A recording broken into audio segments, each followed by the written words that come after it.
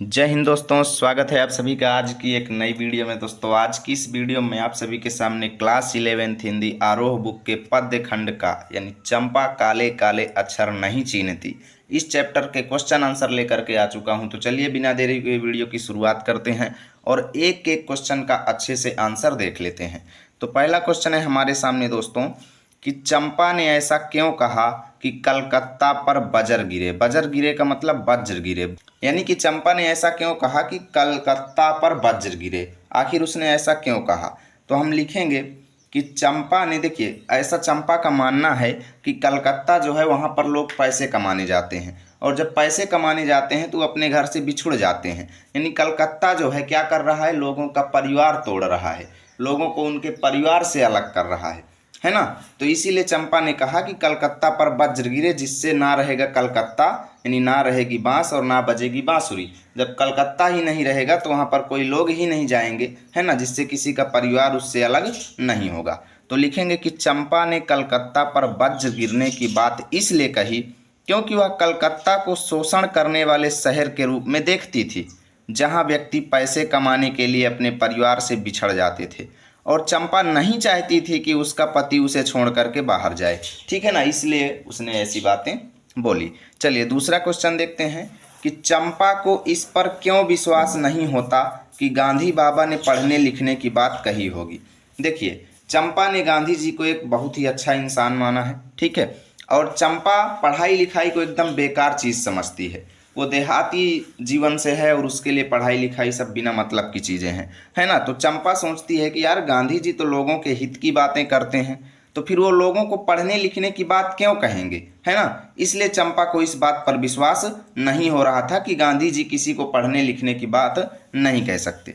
तो हम लिखेंगे कि चंपा का मानना है कि गांधी जी हमेशा लोगों के कल्याण की बात करते हैं, इसलिए चंपा को विश्वास नहीं होता कि गांधी बाबा कभी लोगों को पढ़ने लिखने की बात कहेंगे। क्योंकि भाई पढ़ने लिखने से लोगों को क्या मिलता है, चंपा के अनुसार पढ़ाई लिखाई सब बिना मतलब की चीज़ें हैं। इसलिए वो सोचती है कि गांधी बाबा किसी को पढ़ने लिखने की राय नहीं देंगे, है ना। क्योंकि चंपा के अनुसार पढ़ लिख कर लोग अपने परिवार और प्रियजनों को छोड़ करके शहर चले जाते हैं, दूर चले जाते हैं, जिससे परिवार बिखर जाता है ना। चलिए तीसरा क्वेश्चन देखते हैं कि कवि ने चंपा की किन विशेषताओं का उल्लेख किया है। तो लिखेंगे कि कवि ने चंपा की निम्नलिखित विशेषताओं का उल्लेख किया है। पहला नंबर, चंपा एक ग्रामीण लड़की है। दूसरा नंबर, वह गायें भैंसें चराने का काम करती है। तीसरा नंबर, वह सुंदर है, नटखट है, चंचल और शरारती स्वभाव की है। चौथा, उसे पढ़ना लिखना बिल्कुल भी पसंद नहीं है।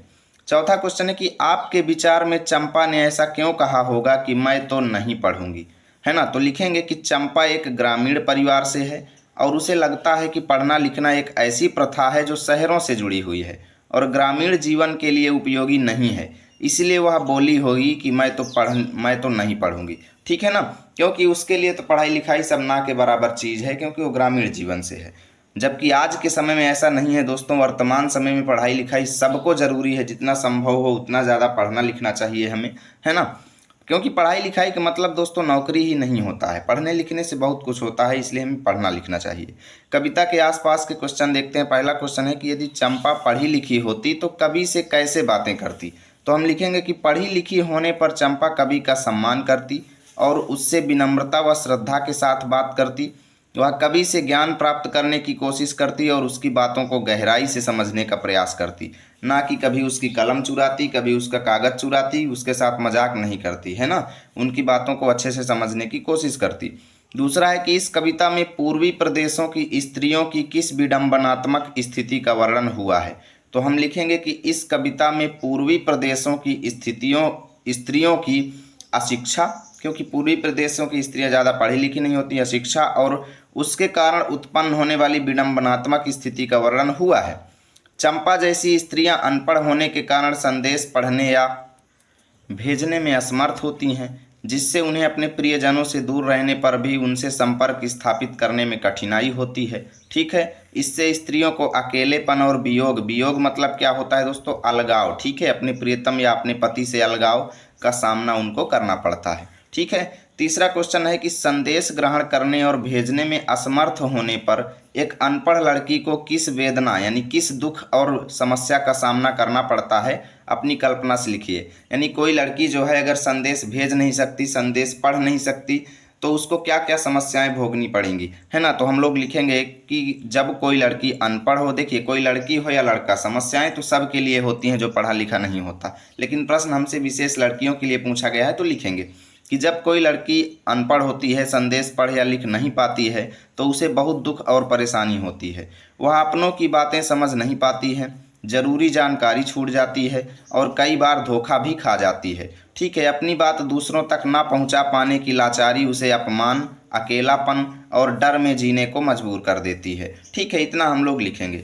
चौथा क्वेश्चन है कि त्रिलोचन पर एनसीईआरटी द्वारा बनाई गई फिल्म को देखिए।